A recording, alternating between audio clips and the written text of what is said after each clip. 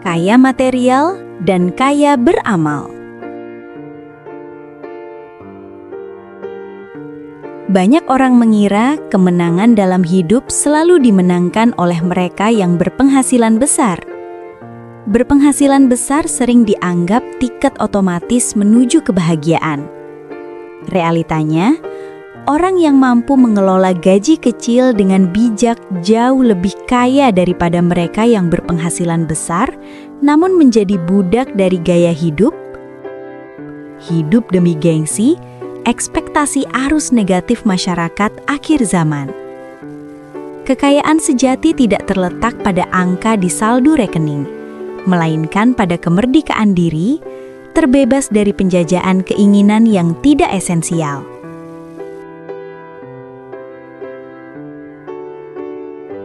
Perilaku versus pendapatan.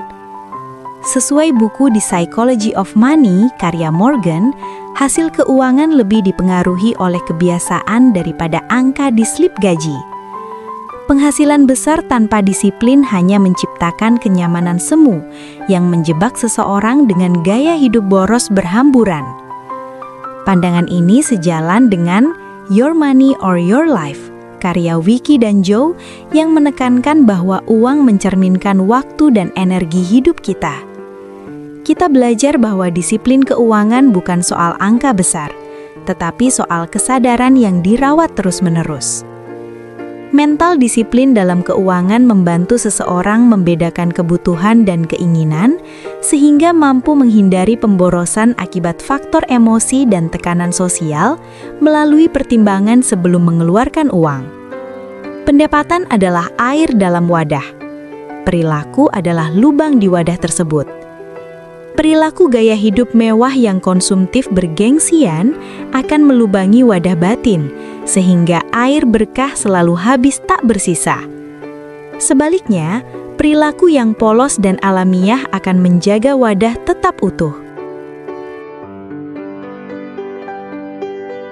Dengan kebiasaan disiplin dalam keuangan membantu kita menyimpan dana darurat, tabungan, dan investasi masa depan di dunia, dan investasi masa depan di next life. Beramal dengan jiwa filantropis atau memberdayakan uang untuk kebaikan kemanusiaan, kelestarian bumi, maka nilai kefanaan kesementaraan telah transformasi menjadi nilai kelestarian keindahan langgeng. Perspektif lain adalah tidak melekat, tidak terbelenggu pada uang, tidak ada apapun yang sejatinya adalah milikku.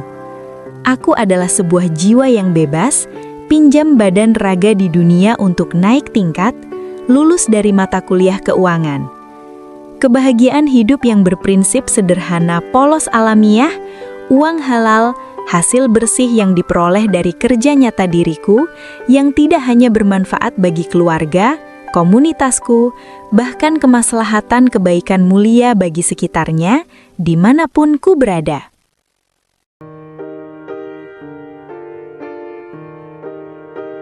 Kesimpulannya, hidup mulia adalah hasil dari penyelarasan antara kebutuhan fisik yang bersahaja dengan kekayaan batin yang melimpah. Ketika kita merasa cukup, kita justru mendapatkan segalanya dalam bentuk kedamaian. Pendapatan adalah alat untuk melayani kehidupan, dan perilaku sederhana adalah seni untuk menikmati kehidupan. Seni hidup damai, bebas dari siksaan deraan batin, merdeka dari kekusutan pikiran masa lansia. Hidup sederhana bermakna semakin sedikit beban kebendaan yang kita jaga pegang terus tidak bisa dilepaskan, justru semakin besar ruang jiwa untuk mengumpulkan cinta kasih, kehangatan nuraniah, dan kedamaian yang tidak terlukiskan. Perilaku sederhana adalah hidup apa adanya, hidup yang seimbang, hidup tanpa diperbudak oleh keinginan berlebih, namun juga tidak menolak kenikmatan yang pas sekali dalam keseharian. Bukanlah euforia kegembiraan yang meledak-ledak lalu hilang bagai mercon, melainkan kesukacitaan batin yang mengalir terus-menerus bagai sumber mata air. Keseharian hidup yang sederhana polos alamiah adalah lajur jalanan menuju perpaduan jiwa raga dengan semesta raya. Sosok karakter kepribadian yang memancarkan keindahan jati diri yang bersahaja, gembira, penuh sukacita seperti masa kanak-kanak.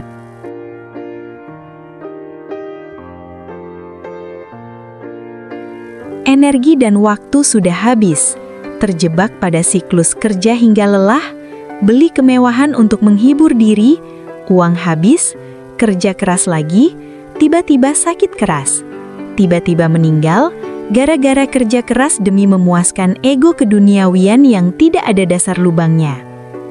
1. Tidak ada waktu untuk charge batin. Ironi sekali curi waktu charge ponsel. Batin yang perlu kedamaian, batin yang rindu di saat momen bersua Bunda Semesta. 2. Tidak ada lagi cukup waktu untuk berkarya yang bersifat ahdi duniawi. Nyawa kita yang begitu mulia, terbuang terseret terjebak sia-sia hanya satu dimensi saja untuk kehidupan fisik material yang fatamorgana. Uang memang alat penting di zaman now, namun aku tidak sudi, tidak rela pantang jadi budak uang. Jika abad lama mendefinisikan waktu adalah uang, time is money, maka di abad baru ini kita memaknai waktu sebagai kebahagiaan, time is happiness.